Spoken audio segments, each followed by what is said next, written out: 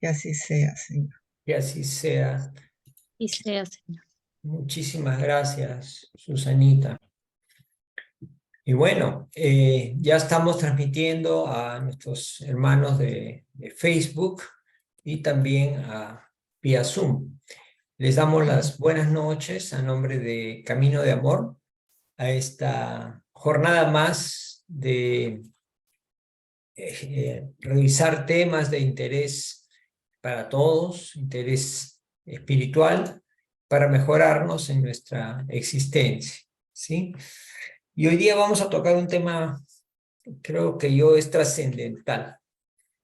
Mucha gente a lo largo de su vida cree que las cosas deben caminar en función de el bienestar, ¿no? El bienestar material, el bienestar de la salud, o sea, todo lo tangible, ¿no? Todo lo tangible que nos dé cierta estabilidad o tranquilidad, ¿no?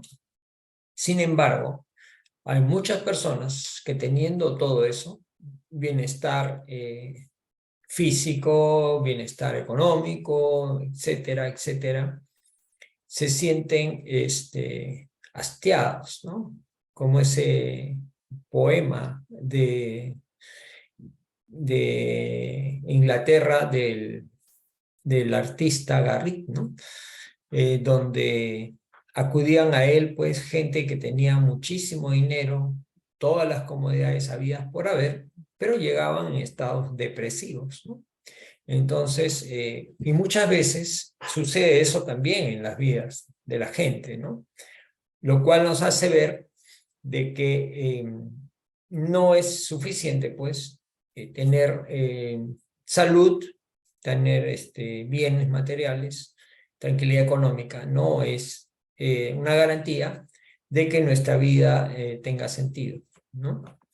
Y nos dé bienestar y paz, sobre todo paz, ¿no? Paz y alegría de vivir, ¿no?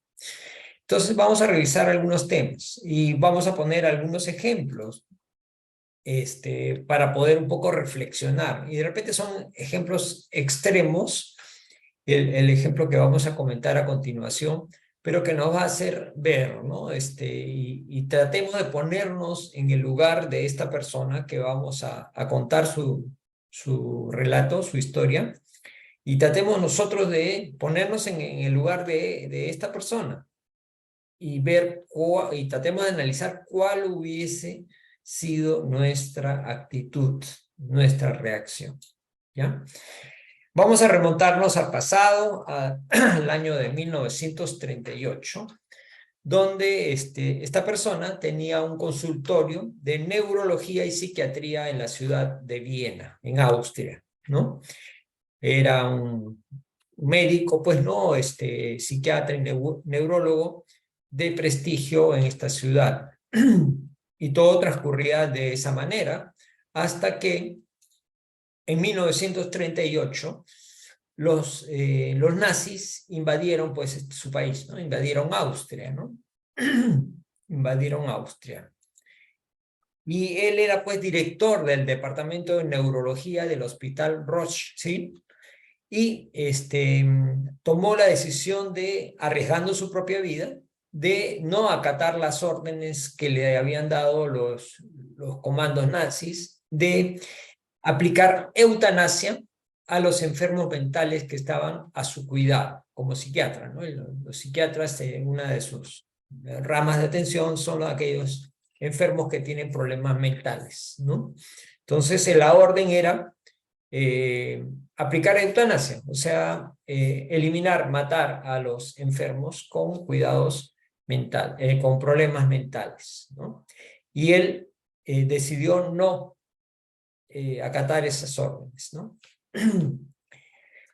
Entonces, estamos remontándonos a esa época y estamos viendo cómo esta persona tomó esa decisión, ¿no? Imagínense ese momento, ¿no? Invaden mi país, gente que es de otro país, con ideas bastante radicales, y como yo estaba de un cargo de director, me ordenan eliminar a los enfermos que están a mi cargo, ¿no? Los enfermos mentales. Y yo decido, arriesgando mi vida, porque obviamente desobedecer a esto era arriesgar mi vida, decido no hacerlo. Entonces lo encarcelan en septiembre de 1942 y ustedes por los testimonios, lo que hayan leído, lo que hayan visto a través de documentales, a la gente confinaban en una especie de lugar cerrado llamado gueto, ¿no? Un gueto, o sea, como un lugar acuartelado, cerrado, encerrados. Ahí lo llevaban masivamente a las personas, ¿no? En este caso lo llevaron al gueto de Theresienstadt, en la ciudad de Terezín, donde luego su papá, su padre, moriría de agotamiento. Ustedes saben, recuerdan en la época infausta de la Segunda Guerra Mundial, la gente que llegaba a estos lugares era maltratada, ¿no? En principio los hacían trabajar, si podían trabajar, y les daban poca alimentación, poca comida o comida de muy baja calidad, ¿no? Lo mínimo. Y a los que podían trabajar y a los que no podían trabajar, simplemente los asesinaban, ¿no? Entonces, él llega a esta situación, a este gueto. Este señor se llamaba Viktor Frankl y se convirtió en ese momento en el prisionero número 119.104. Ese era el número que le pusieron en su uniforme de prisionero, ¿no? Miren, miles, solamente en esa ciudad, en Viena, ¿no? Y bueno, pues él estuvo en estos campos de concentración, vivió en carne propia el horror de estos campos de concentración de Auschwitz, Hoffering y Tarnheim. Bueno, estoy haciendo mi esfuerzo para pronunciarlos porque no sé el idioma. Pero bueno, acá están escritos los nombres de los campos de concentración y remontándonos un poco a través de lo que hemos leído, los documentales que hemos visto, las condiciones de vida dentro de estos campos de concentración eran pues sumamente duras, ¿no? Duras y eh, muy escasas posibilidades de sobrevivir, ¿no? Entonces ya nos estamos imaginando cómo esta persona, siendo un afamado psiquiatra, neurólogo, jefe de un departamento en un reconocido hospital, cae acá como un prisionero más y está en esas condiciones, ¿no? Entonces él, mientras estaba encerrado, como profesional de la mente o psiquiatra, él decide escribir un libro donde anotaba diversas cosas, ¿no? Comportamientos, hechos, análisis del comportamiento de las personas, etcétera, ¿no? Él escribió a mano un manuscrito de este libro, todo lo que registraba lo apuntaba, lo iba armando, historias, anécdotas, cosas que él iba tomando de adentro mismo del campo de concentración o de los campos de concentración donde él estaba. Sin embargo, le descubren el libro de que tanta ilusión y tanto trabajo él estaba construyendo, se lo arrebatan y lo destruyen ante su propia vista, ¿no? Él mirando cómo su trabajo se lo destruyen. Le destruyen el libro y todo el esfuerzo que él había hecho se desaparece, pues, ¿no? Entonces era un trabajo, un proyecto que se había dedicado y que fue, pues, despreciado y destrozado por estos soldados o jefes del ejército nazi, ¿no?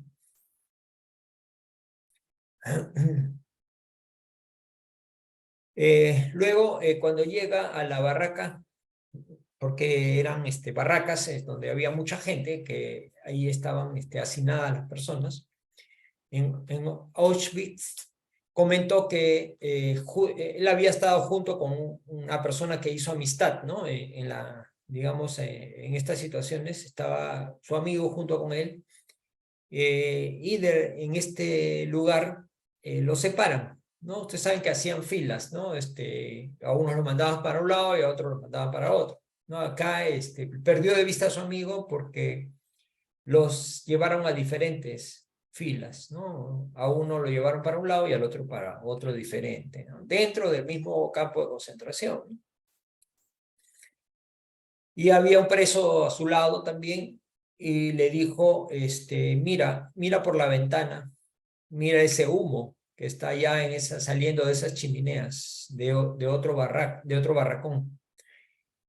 Y le dijo de una manera pues directa, ¿no? Le dijo, ahí, en ese humo, ahí puedes ver a tu amigo, ¿no? Sabemos que eran pues cremados, ¿no? Cremados, los llevaban a una barraca donde los engañaban diciendo que iban a bañarlos y en vez de salir agua, salía gas venenoso, los asfixiaban, morían las personas asfixiadas o envenenadas y luego las incineraban, las cremaban, ¿no? Entonces, y ese era el humo que se veía, ¿no? Entonces, miren todo ese horror, todo ese tipo de cosas que esta persona, Víctor, estaba mirando, ¿no? Estas eran las barracas. Sin embargo, hasta ese momento recién estaba empezando su calvario, como dice el texto. Recién estaba empezando su calvario. Él recién miren, sobrevivió y fue liberado en 1945 por las tropas americanas. Sin embargo, en el interín padeció pues situaciones incluso más difíciles, más terribles, más duras de las que acabamos de narrar, ¿no? Porque en estos campos de concentración el trato pues era infame, ¿no? Peor que animales trataban a las personas, ¿no? Obligaban a trabajar, ¿no? Cavó túneles, hizo excavaciones. Ustedes saben, las excavaciones muchas veces eran para fosas comunes, ¿no? Para construcción de ferrocarriles también había que cavar, trabajar para atender en los rieles de los ferrocarriles, ¿no? Todo ese tipo de trabajo duro y con poca alimentación, ¿no? O sea, alimentación mínima como para que no mueran, nada más. Y más aún, añadido a esto, era la tristeza de no saber nada de su familia, ¿no? Y no saber nada, no tener noticias, nada, cero, aislado y cero noticias de su familia, su esposa, de sus otras familias, ¿no?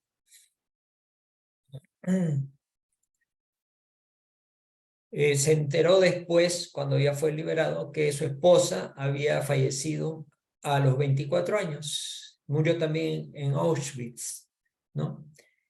Y recién se dio cuenta se enteró cuando él ya llegó a Viena, cuando ya la guerra había concluido, ¿no? Cuando la guerra había concluido, recién pudo averiguar y tener conocimiento, ¿no? De que su esposa había sido asesinada en ese mismo campo de concentración.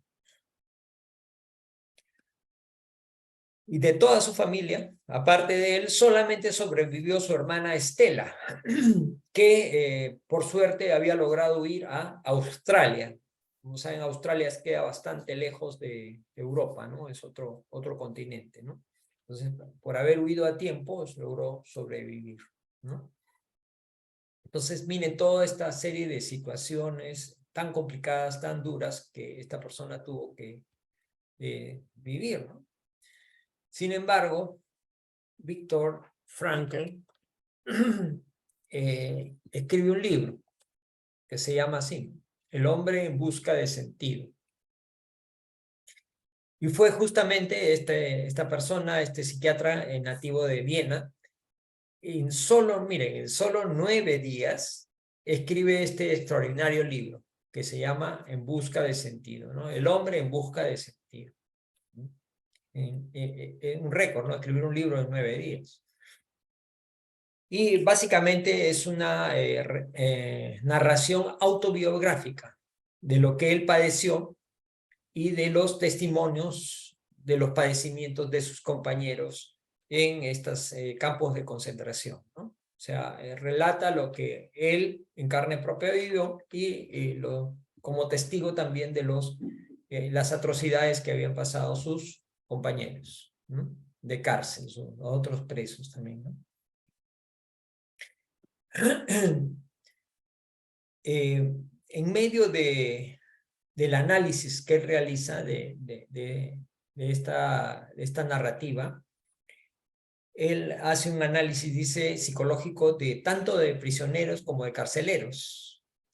Y no siempre concluye que son buenos los primeros y malos los segundos, ¿no? O sea, no siempre son buenos los prisioneros y malos los carceleros, ¿no? Miren esa profundidad de análisis para llegar a esas conclusiones, ¿no?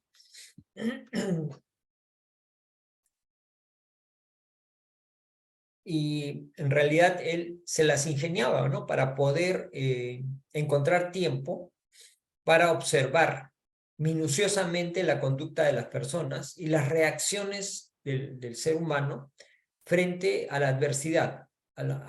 Imagínense, ¿no? Situaciones duras, estar preso, ¿no? Privado de la libertad, una situación que ansiosa de no saber si al día siguiente lo iban a matar de repente a alguien, ¿no? O sea, si iba a pasar un día más o venían, lo buscaban, lo llevaban a la cámara de gases y ahí quedaba su vida, ¿no? Entonces, toda esa tensión, todo eso lo pudo redactar en este libro, ¿no? Se constituye pues un ejemplo vivo de que, mira, inclusive bajo condiciones tan extremadamente terribles, el ser humano puede adaptarse y sobrevivir, como él lo hizo, ¿no? A pesar de, mire, nos extrapolamos a esa situación y nos ponemos en el papel de él, y él logró sobrevivir. Logró sobrevivir y, mire, escribir un libro, mantener su intelecto, su racionalidad, ¿no? No quedó con problemas psicológicos, ¿no? ni mentales, ¿no? Ni con traumas. Y entonces es donde, basado en ese sufrimiento terrible, encuentra la tesis central acerca del sentido de la vida y de la psicología humana, ¿no? O sea, la psicología humana y el sentido de la vida, ¿no? Ahí profundiza en estas situaciones extremas, profundiza el análisis y lanza su tesis al respecto. Y este es un trabajo realmente impresionante, porque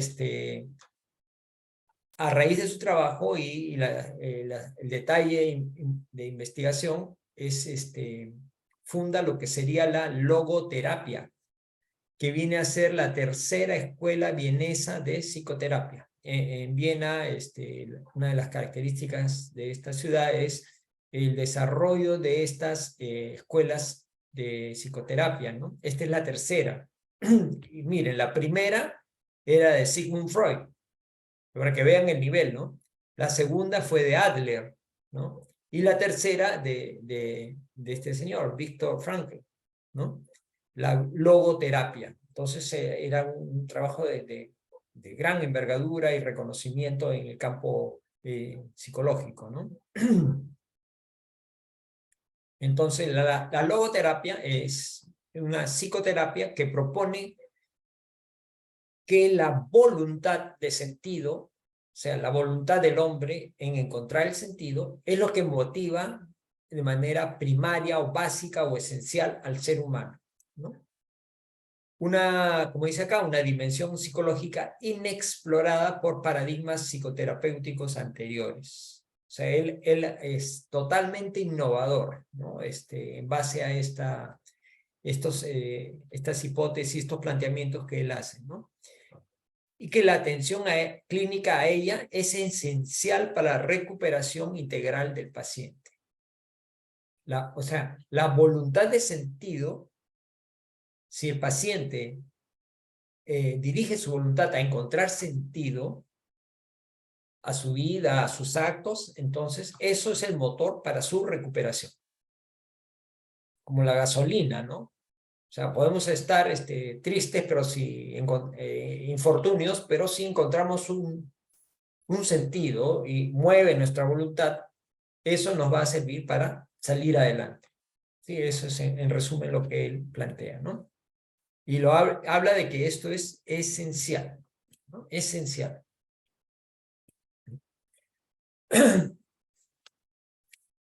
Y acá una frase que nos hace recordar pues a lo que nos dice Allan Kardec, la doctrina espírita, ¿no?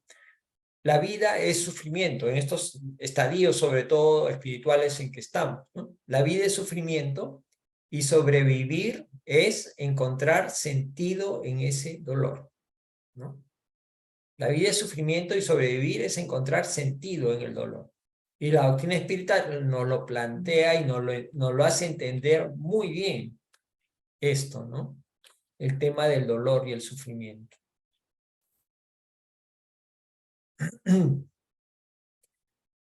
Pongámonos en el papel de él, ¿no? Cuando todos los objetivos de la vida están deshechos, imagínense, él era un destacado psiquiatra, neurólogo, ¿no? Y de un momento a otro se ve metido en un campo de concentración como un prisionero más en toda la miseria humana, ¿no? Sin embargo, él rescata que dicen que cuando todos estos objetivos están deshechos, el hombre siempre conserva una libertad, dice. ¿Cuál es esa libertad?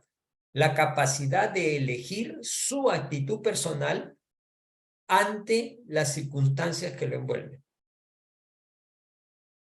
Está como esa anécdota que una vez les narré, ¿no? De un señor que era muy, siempre alegre, siempre optimista, ¿no?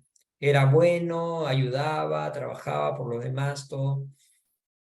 Y un día, hay un asalto y le cae un par de balas a él. Le cayó un par de balas y la gente pensaba que se moría, ¿no? Y lo llevan pues de emergencia al hospital para que lo intervienen, ¿no? Y él estaba consciente aún, consciente, y el médico le pregunta, ¿no? Señor, ¿usted es alérgico a algo?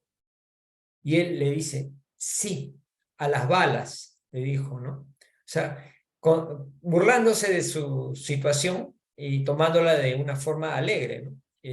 Aún en esos momentos complicados de la vida, ¿no?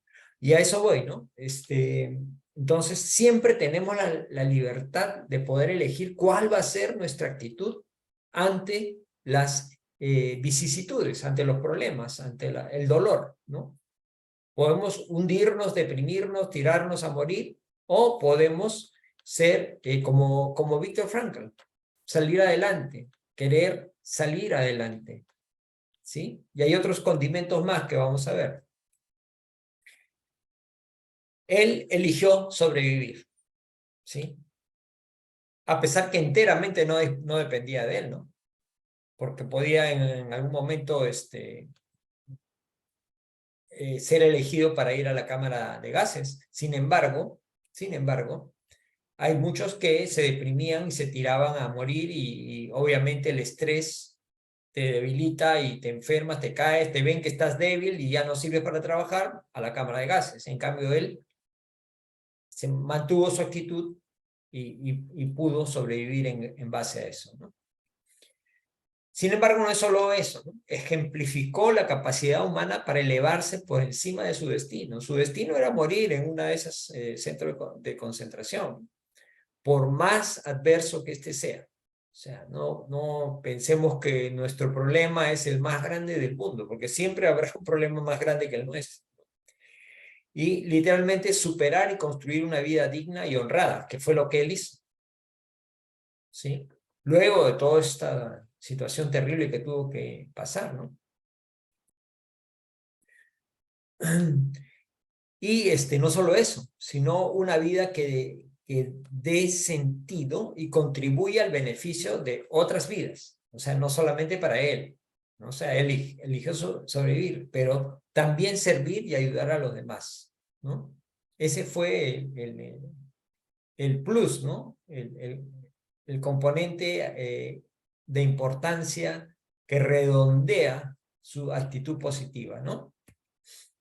Entonces, es un llamado a mirarnos nosotros en el ejemplo de él, ¿no? O sea, miren todo lo que tuvo que enfrentar, todas las cosas, y a veces nosotros, pues, todo un drama, nos abatimos porque nos duele el estómago, porque me duele la cabeza, ya pensamos que es lo peor, ¿no? Y que somos los que más sufrimos en el mundo, ¿no? Entonces, recordemos que hay gente, pues, que ha sufrido mucho, ¿no? Y que actualmente sufre mucho más que nosotros, ¿no? Entonces, tenemos que ver y tomar una actitud diferente ante las adversidades de la vida, ¿no?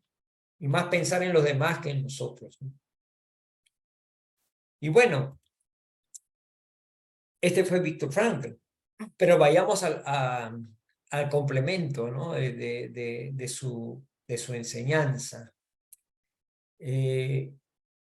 Y esta reflexión que vamos a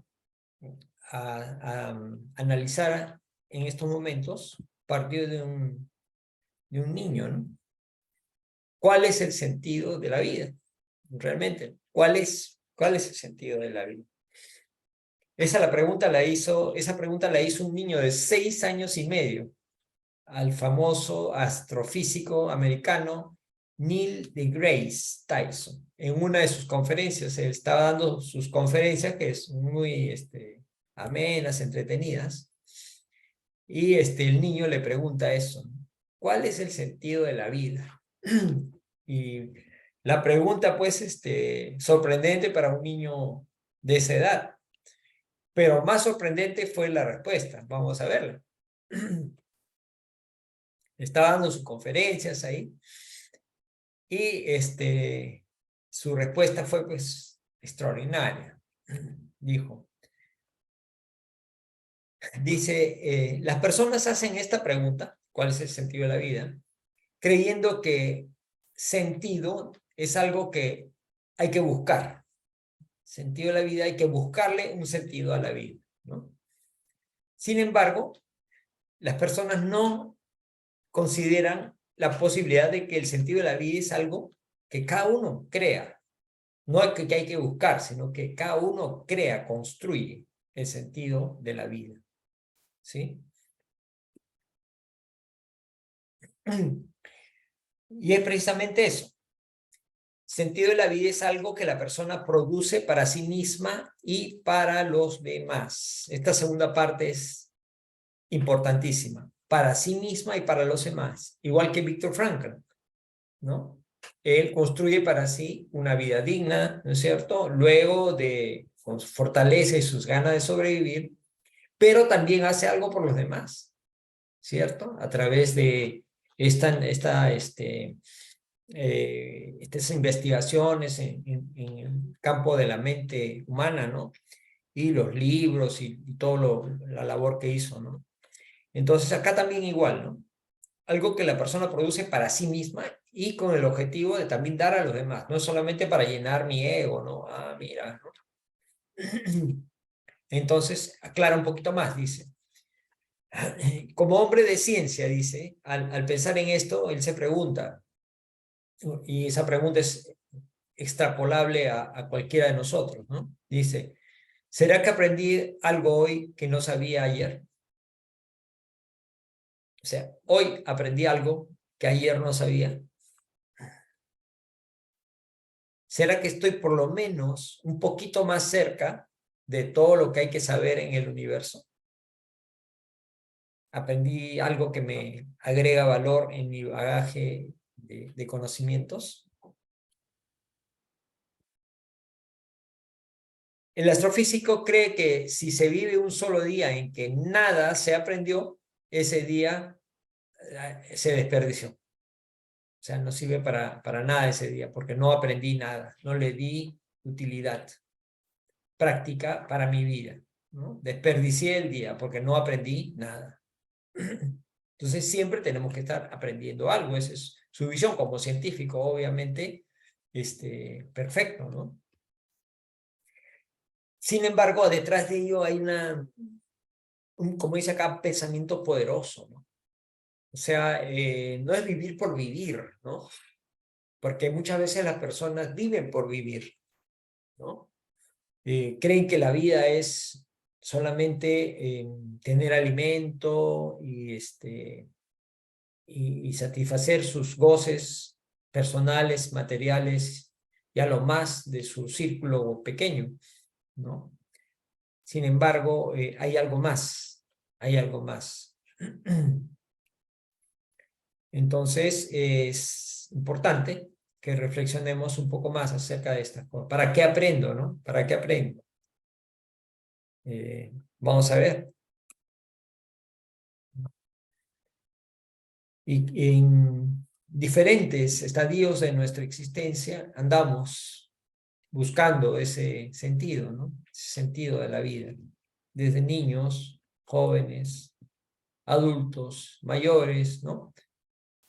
De acuerdo al estadio donde estemos, estaremos enfocándonos en la búsqueda y en el tipo de sentido que le queremos dar a nuestra vida. Entonces, ¿por qué? Porque cada etapa de nuestra existencia es diferente, ¿no?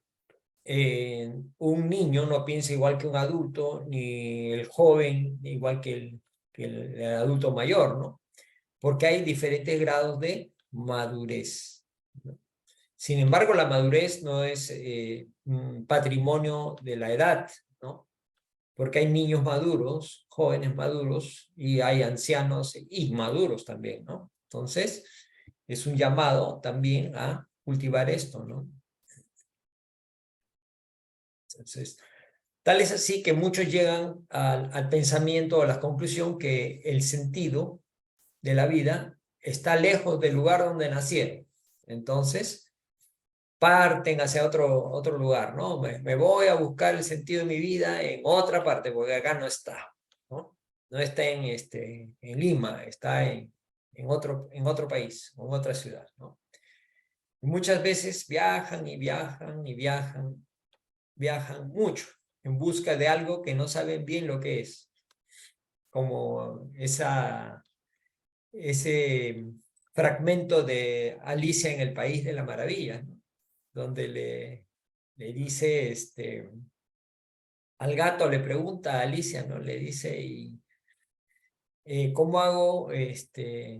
Quiero salir de acá, le dice, ¿no? ¿Por dónde es el camino? Y el gato le dice, y bueno, ¿y a dónde quieres ir? No sé, a cualquier parte, le contesta Alicia. Ah, entonces anda por cualquier camino, pues le dice, si no sabes a dónde vas, agarra cualquier camino, ¿no? Entonces, a veces la vida es así, ¿no? Tratamos de buscar, pero no entendemos qué es lo que buscamos, ¿cierto? Algunos buscan en las religiones, sentido de la vida, ¿no? Esta religión, la otra religión, ¿no? Y van migrando de una religión hacia otra, de acuerdo a cuál me satisface más, ¿no? Dependiendo también del momento que esté la persona o su estadio espiritual, ¿no? Puede ser que su desarrollo espiritual sea mayor a cierta edad y entonces se van inclinando por una u otra religión, ¿no? Entonces, regresemos a lo que nos dice el científico ¿no? Neil. Él propone crear un sentido para la vida y no encontrar o pasársela buscando, ¿no? Buscando uno, sino crear un sentido para la vida, ¿no? Es diferente. Porque encontrar algo da la impresión de que está fuera de uno, ¿no es cierto? O sea, voy a buscar el sentido de la vida, entonces voy a buscar afuera, ¿no? Pero crear se refiere a un movimiento de parte interna de nosotros, íntimo, porque mi sentido de la vida no necesariamente es el mismo de alguien que está a mi costado, ¿sí? O sea, depende de uno mismo. Y uno tiene que buscarlo dentro de uno mismo, ¿no? ¿Sí? Y son fuerzas muy poderosas que movilizamos para lograr algo de valor. ¿Algo de valor para quién? Para nosotros mismos. Pero tenemos que movilizar esa energía, ese pensamiento, ¿no? Esa fuerza para lograr eso. Algo que sea de valor realmente. Por ejemplo, hablemos de canalizar la energía hacia el estudio serio, a cualquier área del conocimiento, que podrá traer buenos frutos a la comunidad que me rodea. Entonces, de esa manera estoy creando un sentido para mi vida, ¿sí? Quiero profundizar en técnicas agrarias o agrícolas, y voy a estudiar cómo aprovechar mejor las semillas, qué sé yo, y mi comunidad agrícola se va a ser beneficiada. Entonces yo me dedico seriamente a estudiar, qué sé yo, las ciencias agrícolas para poder apoyar a mi comunidad. Entonces le estoy dando un sentido a mi vida, ¿no? Se dan cuenta que es en función no solo mío, ¿no? Sino también a los demás, ¿no? Y de repente la parte de los demás es la más importante, ¿no? Por ejemplo, si abrazamos la paternidad o la maternidad, pero con conciencia, ¿no? Entendiendo el rol que nos toca como padres, de orientadores, educadores, promotores de la paz, ¿no? Para las nuevas etapas que se vienen en el planeta. Entonces ahí también estamos creando un sentido para nuestra vida. No solamente hacer un PhD, un posgrado en física cuántica, qué sé yo, no. También a través de estos roles que nos toca vivir en nuestra vida, ¿no? Si los asumimos con conciencia y comprendiendo el alcance que podemos lograr, ¿no? Siempre se dan cuenta en función de los demás. En este caso, de nuestros hijos hacia la sociedad. También, ¿no? Si conseguimos dedicar parte de nuestro tiempo en alguna causa social noble, como un trabajador voluntario, o sea, no para obtener una remuneración, sino voluntario, ad honorem, como dicen, ¿no? Sabiendo que estamos cambiando el mundo. Entonces, aquí también estamos dando sentido a nuestra vida, porque hay una carencia en la sociedad, ¿no? Sabemos que hay personas que tienen carencias y se agrava la cosa cuando hay enfermedad, carencia y falta de recursos en el Estado muchas veces, ¿no?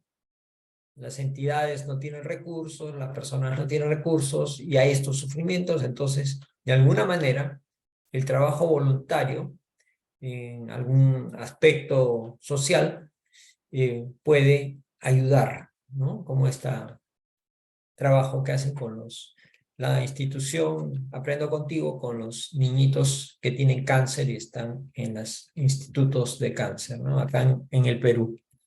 Eso constituye sentido a nuestra vida.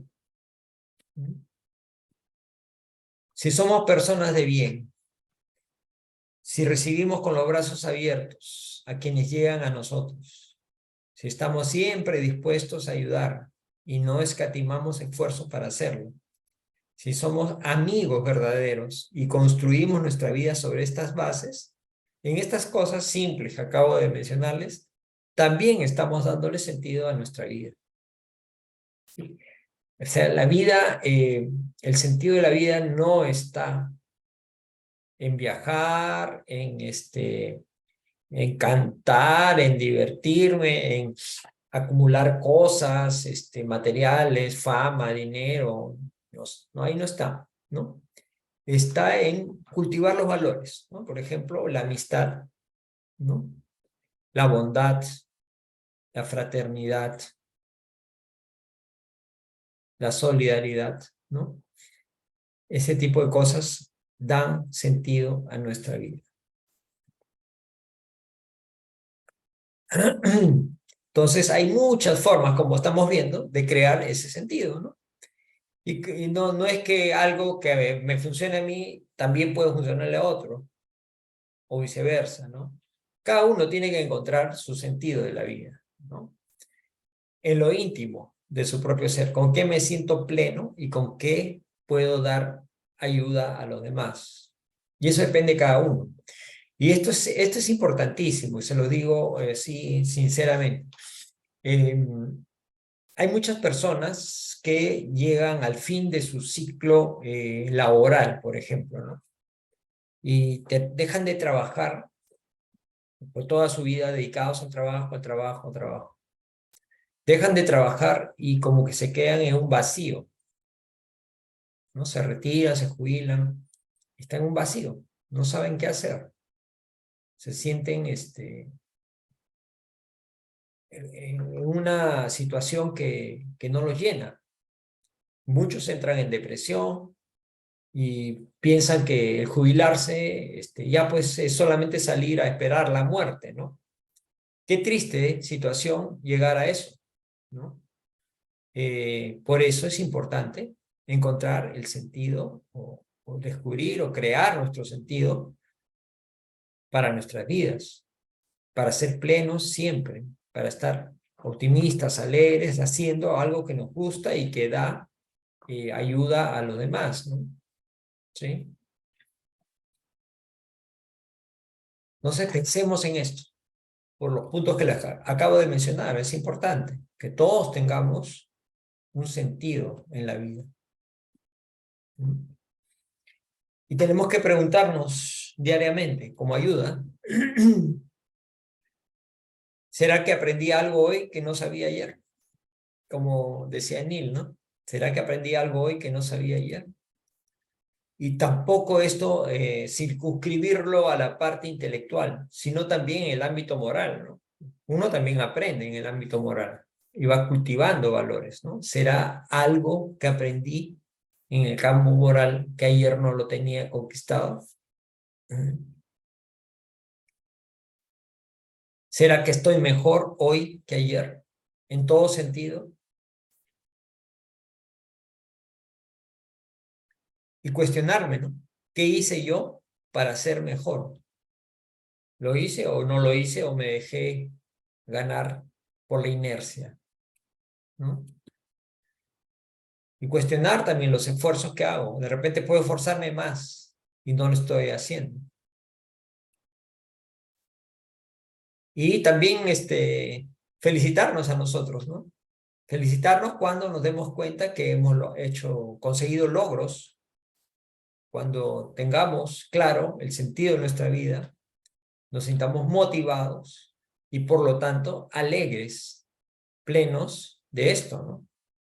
De haber conseguido un sentido para nuestras vidas, sentirnos motivados para seguir viviendo como Frankl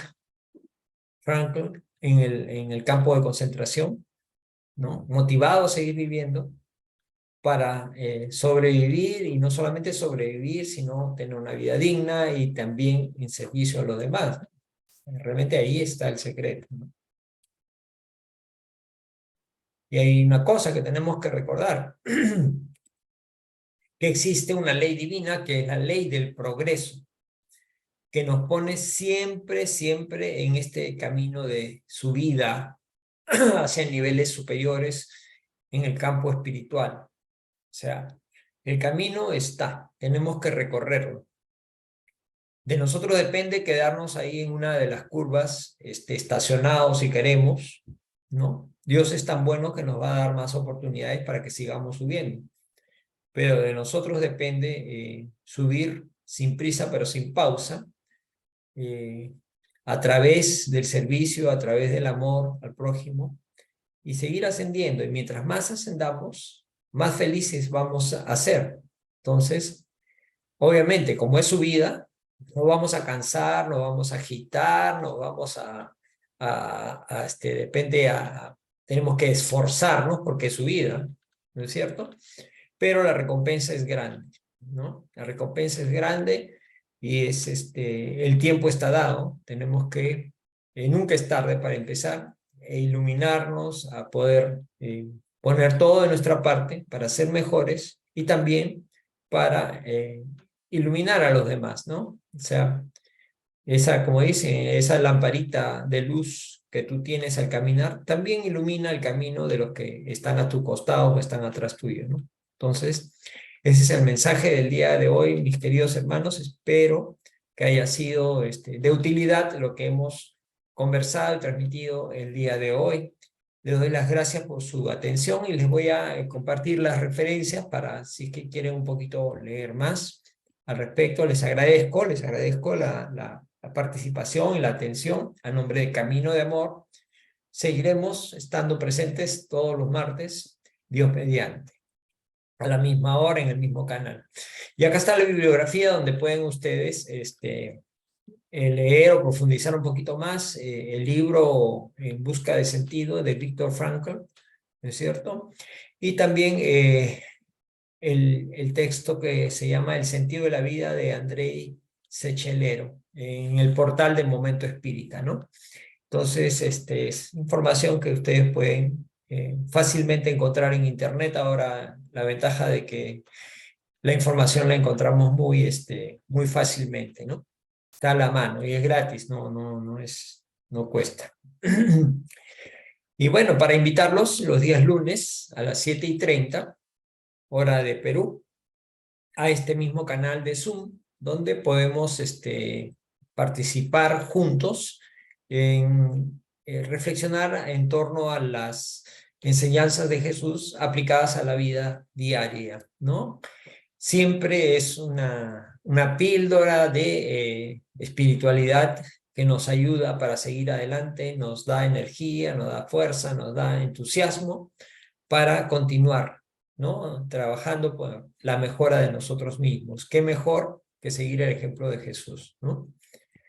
Y también si ustedes desean pedir oración por alguna persona que conocen, que está enferma, con algún problema físico, o algún problema también mental, ¿no? O psiquiátrico, psicológico, familias con problemas o también personas fallecidas, oramos por ellos los días jueves a las 7:30. Pueden hacer sus pedidos al número que está acá, 987-549-885. Y muy bien, sin más por el momento, les agradezco a los hermanos de Facebook y les doy las buenas noches y los esperamos la próxima semana. Un abrazo para todos, que Dios los bendiga.